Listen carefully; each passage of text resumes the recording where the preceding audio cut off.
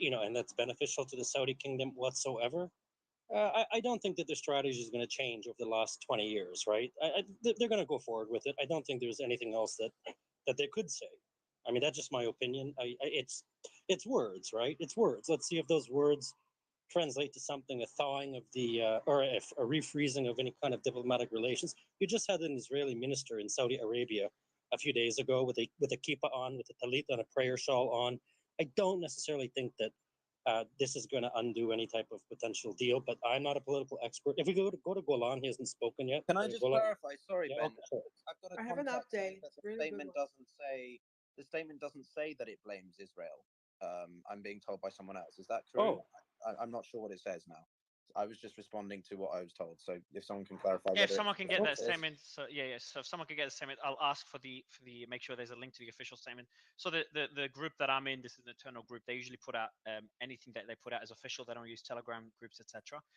But I'll get that Mario, I have official a second source statement. that says that that translated also saying the Kingdom of Saudi Arabia holds Israel responsible for what happened due to the repeated provocations and deprivation of rights of the Palestinians.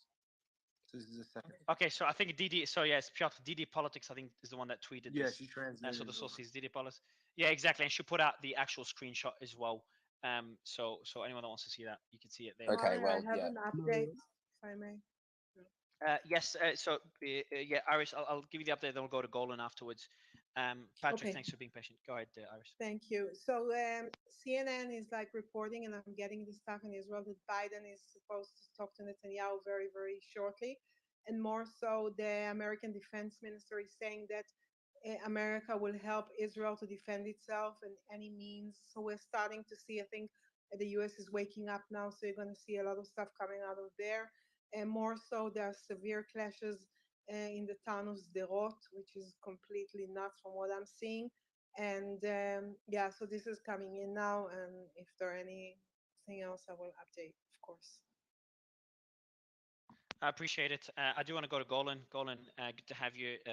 You're recommended by one of our co-hosts. Hi, thank you for hosting me here. It's quite fascinating to listen to this conversation, especially where it brings so many different. I appreciate it, Golan. I appreciate it. And just Yeah. sorry. Just if you can get the mic closer to your mouth, that would be great. Would love to know your position and what insight you can provide. Go ahead. So I think to start with the fusion of information here, it's just remarkable. But where I would like to take the spotlight and put it through is not so much on the tactics that we see on the Gaza Strip border between the Israelis and the Palestinians, and also not so much about this statement by this Saudi minister or another. I think that what we see now is the unfolding of tectonic shifts in the Middle East. And by that I mean the first in the modern world history, first opportunity or first potential for Israeli Arab cooperation. I'm not talking just about a potential agreement between Saudi Arabia and Israel. I'm talking about what was announced and declared in the G20 a couple of months ago about this so-called IMEC, or India, Middle East, European Economic Corridor. Now, the reason I want to touch on that, I think, is because it explains many within this strategy. I think many of the tactics are self-explainable. Yeah, sure. So Just some briefly, if you don't mind, Golan, there's some. quick update, Mario. Sorry, Golan. Yeah, I thought that was going to happen. There's just so many updates, Golan, to get into kind of a broader discussion now. It's too early for broader discussions. And this like there's just so many updates that are coming in. Go ahead, Piotr. I've got updates too. Yeah. So the update is okay. So Palestinian Piotr media. and then Ryan. Go ahead, Piotr. Yeah, Palestinian media is reporting 160 are killed with over 1,000 wounded. That's recorded from hospitals in the Gaza Strip since this morning. but that's likely not including those that have been since hit in Israeli response airstrikes and the growing amount of clashes we're seeing with troops on the southern part of Israel and Gaza. I have a So statement that's just a from quick the update. state of Palestine. I'm sorry, Al Solomon. Jazeera, just to add to what Piotr said, so Al Jazeera's Yunma Al Saeed is reporting from the Gaza Strip, and he says, "quote We're witnessing more residential buildings being targeted. According to local sources and witnesses, there are many casualties due to the bombardment." And she says, considering Gaza has been under an Israeli blockade for the past 17 years, the people have nowhere to go. They have no opportunities to leave in times of escalation like this. They have no shelters to move to.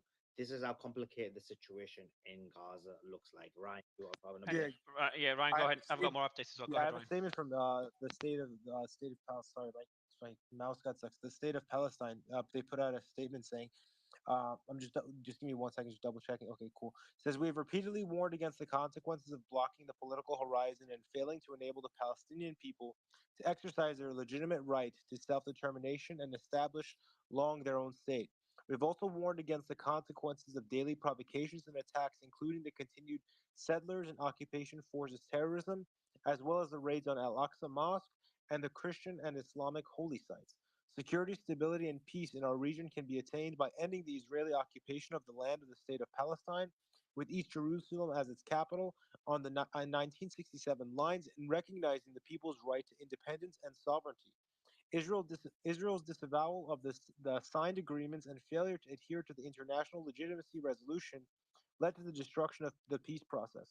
That is in addition to the absence of the solution to the Palestinian cause after 75 years of suffering and displacement, the continuation of the policy of double standards, and the silence of the international community regarding the criminal and racist practices of the Israeli occupation forces against the Palestinian people, and the continuation of the injustice and oppression to which the Palestinian people are exposed is the reason behind the explosive situation and the absence of peace and security in the region. Peace requires justice, freedom, and independence of our Palestinian people, and the return of refugees and the full implementation of international legitimacy resolutions. I do want to add more updates here as well, and we are doing a new post with updates. We do that every half an hour or so. We've got here channel 12. So Sky News said rocket launches from Gaza into Israel captured on stream. So we have streams that we'll be taking snippets of and posting it in the latest post. Israeli radio says a state of chaos prevailed in the army's performance and the authorities since the beginning of the Qassam attack. So that's by an Israeli radio station.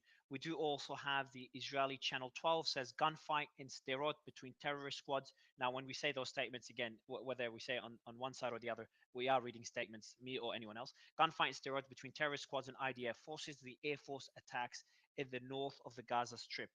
And then we've got an Iranian foreign ministry says the following: Operation Al-Aqsa Flood, which is the name that Hamas gave their operation, is a turning point in the Palestinian resistance and a new page in operations against the occupation.